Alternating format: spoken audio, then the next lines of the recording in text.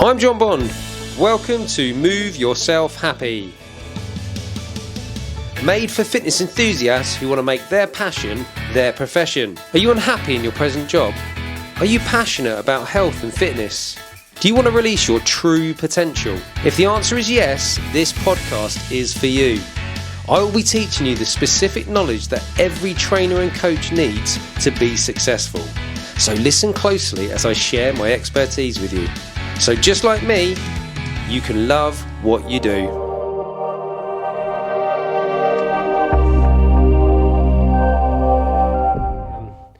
Joe, great to finally get you on. I know there's been a few times we've put this in and things got in the way, so it's good that we're actually finally getting a chance to do it. I know, busy people, busy lives. We are very busy people, yeah, right. So, what I wanted to talk to you about today is a bit about your journey, because I know you've been in the fitness industry for years. Yeah, 20. Is it 20? Yeah. Wow, I knew it was a long time, because I've got visions of seeing you at things like, I don't know, maybe like fit camps or leisure centres. Back in the day, do you remember Fit Pro? Yes. Yeah, so I went to like Canberra Sands in Fit Pro. Yes, I have seen you at those. Yeah, the ones, yeah, over sort of Rye Way, isn't it? Yeah. Yeah. So okay. yeah, been to those many moons ago. Yep. Yeah, so I think, before we kind of met officially, I'd always seen you around, and then I'd seen you on the downs a few times with your dog, yeah. And I'd be on there running, so I always knew you as a face in the fitness industry, but we'd never officially met, and obviously now we've officially met, and now you're on the show, which is great. So I wanted to find out a bit about your journey and your kind of experience working in the fitness industry. Yeah, so when I left university in 2005, and I did my degree in outdoor education. So yeah, 4 years of outdoor education at Chichester University. Ah, I was always envious of those guys. So yeah, we were the first year to do the course actually. So we were the guinea pigs of the course, yeah. So yeah, a lot of it was trial and error of what sports worked, what sports didn't work, etc. And there was many different like sports. It wasn't just running, fitness, team sports, which we were all brought into and do when we were at school. So it was like diverse and dynamic, and I liked that. It was a lot about group dynamics, a lot about meteorology, so the environment, and all the trips that we did were really interesting actually, because it was like going to Lanzarote to look at volcanoes, and then and then in the third year basically, it's a 4-year degree, and the third year you do a placement year. So you had to go and work in the industry for a whole year. And that's when I started working for Nielsen Active Holidays. Okay. So I did summers and winters with them, and did a lot of skiing and a lot of chalet host. And in the summers I worked with the children, so basically played on the water a lot, from children from age 8 to sort of 15. And they'd go on catamarans, go on sailing courses. It was definitely people with more affluent, family backgrounds that wanted to take their children on those types of holidays. But yeah, it was a great experience working for Nielsen. And then when I finished university, I went and did another couple of seasons because it was such a good way of living. Because I got to ski a lot. And yeah, so I just wanted to get better at skiing. I wanted to do more travelling, and it was a way of travelling. It's a massive part of my life that I would tell students now that I definitely go on and work in the industry and get paid for it, get your food, get your accommodation, and then work abroad. So you get some travel with it. It's a great way to do it. So yeah, but I finished in 2005 at university, went and did another couple of seasons, and then I came back and I started settling into equestrian retail at the time, because I'm a big horse rider. I used to event back in the day, so show jump, dressage and cross country. But yeah, then I went into equestrian retail. Off equestrian retail, I then thought retail is interesting and I like it, and I love chatting to all these different customers. Social part of me, that's a big part of fitness as well. And doing all the orders and the budget and blah blah blah blah. But then I started thinking how I could develop, and I looked at doing, it was like circuit training in the day. So I looked at doing my level 2. I did my level 2 fitness and my level 2 nutrition.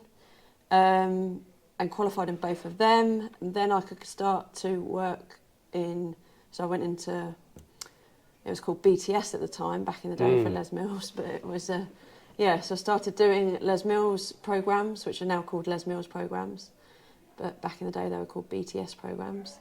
Which was body training systems? Yeah, body training systems, yeah, that was it. And so I started teaching in body pump was my first one. No, it wasn't, it was body combat. God knows, because I used to teach 10 programmes, Les Mills programmes, yeah. Oh my God. So choreography, so remember, I think we've talked about this before, but are you quite good at remembering the choreography then? I am now. It's definitely a skill that you have to learn, and there's ways of learning it and processes, different ways that I can do. I can look at the choreography now, almost hear it. I hear the tempo and the music. So I think that's a super slow there. That's a 2-2 there. Right, okay, you pick up on that. Yeah, that's good. and I know that it's coming to a chorus. There's going to be a peak at this point. So I know that if I'm not on a single or on there's something going on. If the music's doing something, that you should be doing something. So I massively know it by music now. Yeah, that's good. I really hear it.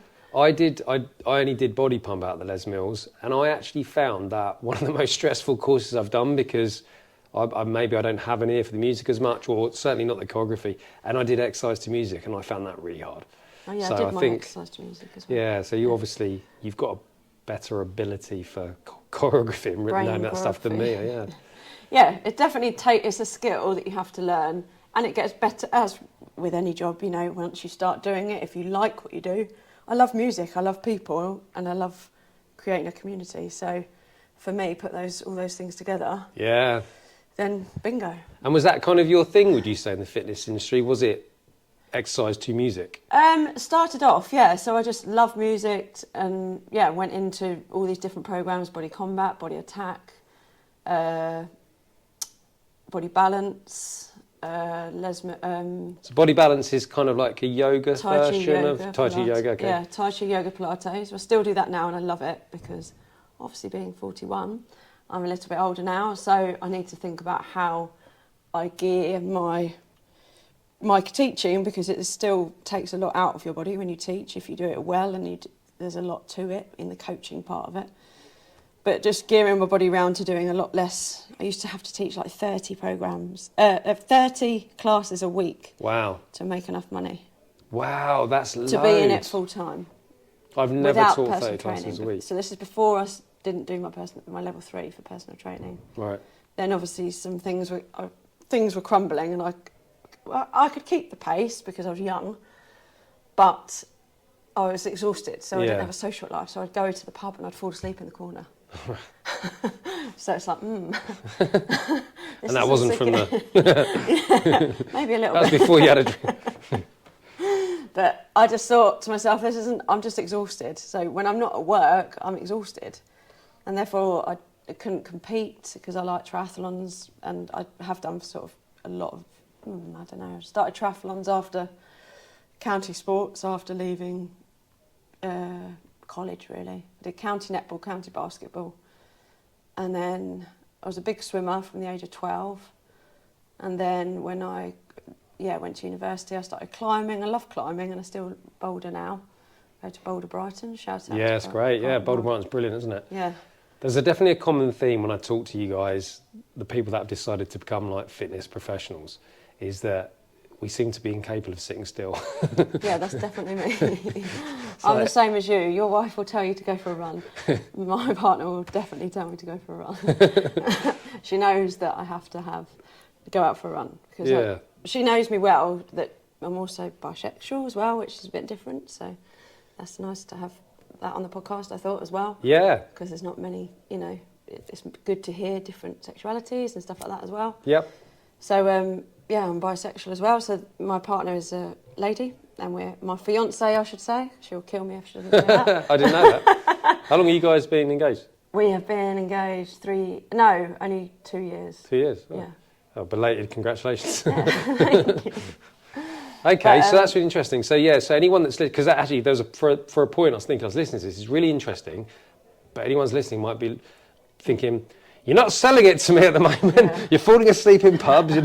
But there's stuff to learn from this, isn't there? So what did you learn from all of that? So I learned that I needed to balance my life a lot better and earn money and something else as well as fitness, because I thought I'm not going to make my way just by fitness. More and more classes. And more classes. I need to do something else. So I need to do. And then obviously I started to think, well, I could do one-to-one. You know, I coach this person in this class. I connect with this person. There's so many people I connect and coach, but I could go into one-to-one quite easily. So that's at the point that I did my level 3 PT. So I did online course for that, and I went to Southampton. What was the company called again? Lifetime? Lifetime Training, yeah. Lifetime Fitness or Lifetime Training? Lifetime Training. Lifetime Fitness actually is the machines, isn't it? I think Yeah. that's the brand of machines, the gym machines, but Lifetime Training is the training provider, yeah. Yeah, Lifetime Training. So I did it with them. Very good company. It was just all online, and then we just had to go in and do the exams. But it was really useful, and I met some really interesting people there. That was at a really nice gym in Southampton. I can't remember the name of it. It was really nice. This opportunity to be able to do things online, when I first started, so for Storm Fitness Academy, when we started to investigate the idea of doing some things online, I had barriers to that myself because that's not the way I did it. That's not how I learned. And, so I was a bit old school, a bit like, well, hang on a minute, how can you possibly learn all this stuff online?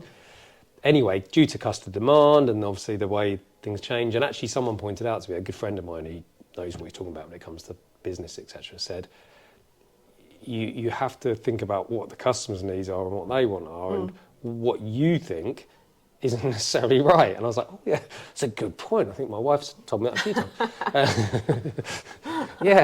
I suppose there's a chance I'm not right. And maybe actually things can be done online. So when we transitioned and we did go online, one of the first people to go through, I looked at their practice, because they still have to do a practical assessment. And this guy submitted his via video. Instead of coming to see us, did it via video. We watched a video. So it's bloody brilliant. It was a really good practical assessment. And I was like, oh, so maybe it does work then. Because I guess if you've got a passion like you've got all that experience of interacting with other fitness enthusiasts, teaching your classes, doing all that stuff, then actually doing the knowledge, learning that stuff online, and then doing that practical assessment at the end is absolutely fine, and it enabled you to be able to do that. Because I guess if you had to go and sit in a classroom for weeks on end, you wouldn't be able to do that, would you? No, well, time-wise. It's interesting, actually. I haven't done a Les Mills course for a long time, and I'm doing one in March. I'm doing their strength programming, but it is online now. I'd much rather go in person because I like meeting new people. Yeah. So you still get that connection, but over a computer is not quite. I prefer real life, but there's lots of advantages too. Yeah, definitely. Yeah. So but I think there's pros and cons to both. People have to think about that, don't they? It's good to have the difference. Yeah. Yeah, I mean, they often call it blended because you've got, online, you can come to workshops.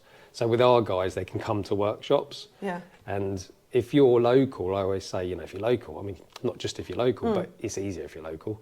Come to the workshops, come meet us, face-to-face coaching, network, that stuff's so valuable. But not everybody wants that, and you wanted that interaction, and I do too. It just depends on the individual. If you get plenty of interaction anyway with your job and everything, maybe you don't want that when you go on a course. But I like going to new places as well. I like checking out into different gyms. Yeah, no, me too. Well, it's that adventure part of your personality, isn't it? No, I that adventure part of my personality that wants to kind of go off and see stuff and meet new people. Like, I love that. Yeah. It's kind of like, I don't know, it's the most exciting part of life, really, isn't it? Yeah, I do. I love it. So you're, if we just go back to the whole you delivering group exercise into music, so there's quite a few benefits to that, because obviously with the group exercise, which I love, means that you're getting the extra sort of endorphins from being like connecting with others, and like you get a lot of oxytocin and just making good friendships and what have you. Music's great, isn't it? I mean, there's loads of research that shows that we perform better with music playing, but it just lifts you up anyway, doesn't it? Yeah. So is that what drew you to it, the sort of connecting and the Yeah, massively connecting and helping people achieve something they never thought was possible, I would say, because a lot of people do I don't know, they don't have the, it's so interesting, but I watch people in the gym when I'm working out myself, and they just look lost. They walk in a gym and they just don't know where to go. But that's because a lot of those people would be the class type people that come to classes and copy the instructor. Yeah. And if the instructor stops, they stop. Yeah.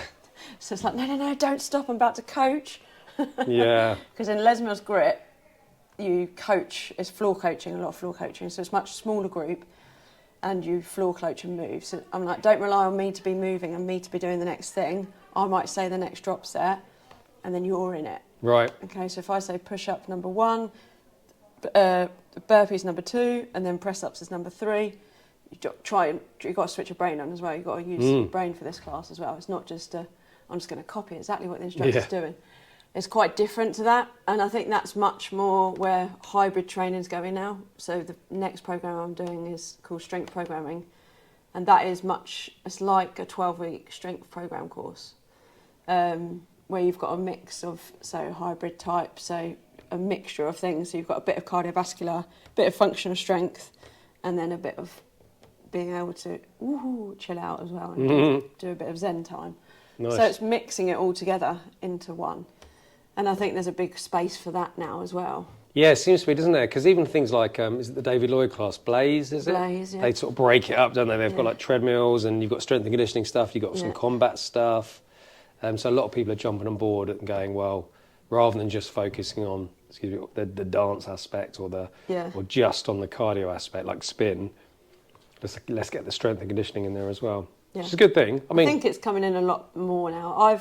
I used to be much more cardio when I was in my 20s, and then I've gone to the strength side. Have you? So I've gone into my 30s massively, yeah. Because I've also realised through being a triathlete how much strength training was going to improve my run and my swim and my bike. Yeah. So yeah, you learn along the way of doing things as an athlete as well. You think, wow, I didn't do any squats before. I just bounced on the spot and did some burpees and thought I was done. But no, I realised, what there was to, a deadlift, to a squat, a decent set of pull, a decent set of push. So I think doing my level 3 really encouraged me to understand more about what is strength and conditioning. And I'd like to do my strength and conditioning level 4 with Storm. Oh, great. Well, I'll get your credit card out, we'll sort that out. Doesn't work. So you mentioned about how you then went from doing the group exercise to doing your PT. Something that, that's such a great progression. I like that way. Certainly from like a business point of view, I know that you've already got a bit of a following, haven't you? Yeah, massively. You get a tribe. Yeah, tribe. Yeah. You've got a tribe, you've got a community, whatever you want to call it. And then one day you're like, oh, by the way, guys, I'm now qualified one-to-one personal trainer.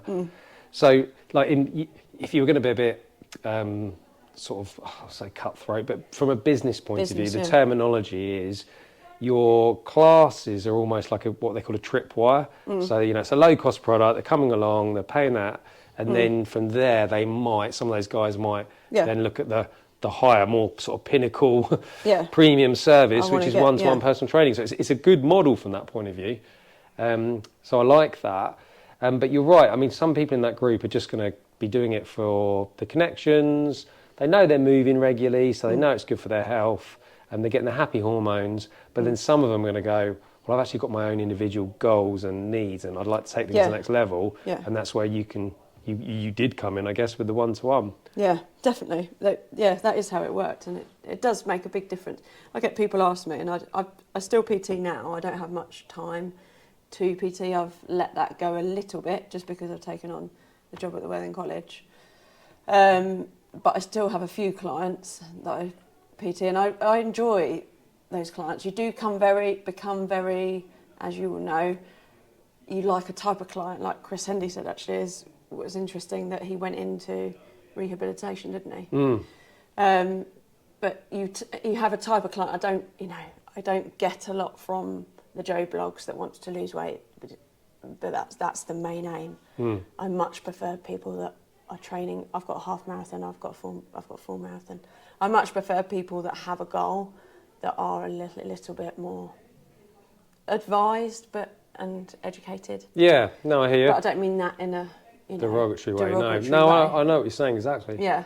Well, I think that's certainly the way the industry's going. So, like for anyone listening, don't be intimidated by that. When you start, most people they'll generalise, which is probably the right thing to do. It's just take on whoever is willing to whoever values you and is willing to give you their money. Yeah. Take them on, Yeah. and because you can help everyone. Once you get your qualification, you can help everyone. Everyone benefits from having a structured exercise program. Yeah. But what you'll find is you will enjoy working with certain clients more. Yeah, because you that's enjoy what I working mean. with more. Yeah, that's what I mean. Yeah, no, totally. And Yeah. and also you'll be better at working with those clients because the reason you like working with people that have a defined goal, like a triathlon, is because that's what your own history's been, isn't it? Your own exercise history. So you've got that experience, that passion for it. So you are a better person to be doing that than someone who doesn't have that experience. But my passion is I just love movement. If I don't move, I just feel. I find it really hard to sit still and mark. I have to, like for the marking for this job, I can do 2 hours and then I have to move. I have to go out for a walk, 20 minutes. I'm not very good at sitting still. No. That is a downfall that I am working on. What is it a downfall? I mean, it's not a downfall, but it's definitely because I like to think that we're the normal ones. Yeah. Whatever's normal. Coping wise, if I couldn't do sport when I'm injured or something, I find it so frustrating. It's being able to cope better. Yeah, I think have you heard there's a couple of theories. Have you heard of the hunter-farmer theory? No. So it actually applies to people with ADHD, but I think anyone who I am probably a bit of that as well. Yeah, most of us are. So if you do struggle to sit still and concentrate for long periods of time and everything else, one of the theories, and it is a theory, I don't even know how they prove this or test it, but is that if you think most of human existence, we've been hunter-gatherers. And it's only really the last, 10,000 years that we've had this farmer lifestyle where everything's a bit monotonous, isn't it? Like Monday to Friday, this and blah, blah, blah, and it's all a bit like eat, sleep, repeat. Whereas back in the day, every day would have been different. You wouldn't have got food from the same place. You would have, true. The days would have been so different and you would have been so active and you would have been so tuned in to distractions because you'd be like looking out for dangers. You'd be looking out for coloured fruits and berries and things. You'd be looking out for water, like all this stuff, enemies. The modern day person, most people have adapted to this kind of farmer lifestyle and they're quite happy with this monotony and repetitiveness. Whereas you and I, we're hunters. That's not for That's me, what I like to think anyway. I like that idea. We haven't adapted. We're still, looking for. easily distracted. Oh, what's that over there? 100% easily distracted. Procrastination and distracted is my two best things, I think. Yeah, but also, but there's so many pros to it, isn't there? Because I don't find it hard to motivate myself to go and move. No, nor do I. Not at all. It's the opposite, isn't it? Yeah. It's not moving is the hard bit. So, and do you find, and I know the answer before even asking this question, but do you find like when you're out on the downs and stuff, it's kind of like your happy place? You're like, you feel tranquil. Yeah, it's like... either. So, a lot of my running, I do very little road running now. I do it when I have to, or when it's been really muddy recently. I'm lost of places to go that I can't slip. I'm all about the trails. I like taking my time. I like going longer, steady. I don't like to push my heart rate as much on, short. Like this weekend, actually, I'm doing the total opposite. So I'm doing a swim. I'm doing aquathon, run and swim, which is short and sharp. So I'm literally doing the opposite of everything. Where's this? It's at Littlehampton Wave. It's right. Yeah, tough fitty. It's an aquathon, so you can either do 400 metre swim and then 5k run, or you do 800 metre swim and then 10k run. Right. Oh, brilliant. Yeah, it takes the bike out of it. I stress about the bike. So. Do you? Yeah, because when it goes wrong, I don't like it. See, I'd stress about the Fix swim. the chain, I think. fix the tyre, fix this. Oh. Throw it away. Actually, I helped to go on did my good deed yesterday when I was on the way here. Some guy doing his paper round fell off his bike and buckled his wheel when I was helping on the way here. But I don't know why I mentioned that, but it's what reminded me. Bike, yeah. Yeah, I'd try and fix his bike for him. But yeah, sure. I love being on the trails. I love being outside, and I love swimming open water. So in COVID, when COVID hit, and everyone was a bit lost when those first not easy days.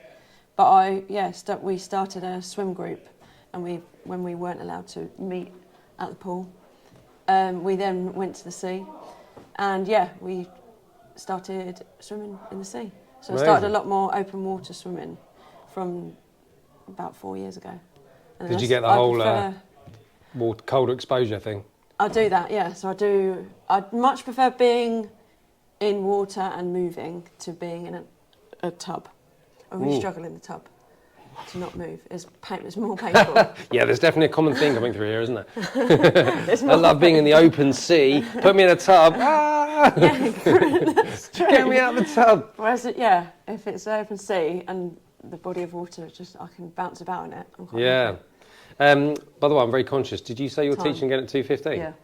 So in 3 minutes. Right. Well, if it's all right with you, Yeah. can we do this in 2 parts? Yeah, of course. So I'll remember where we got to because this is really interesting. I didn't know you went to Chichester, by the way. Because you know I went there. Yeah, you did sports science. Yeah, and you finished in 2005. Yeah. I started in 2005. And I went as a mature student, so I went a bit later. So you would have gone straight from college, I'm assuming. Yeah, I did. Yeah. I did AMRing sixth form.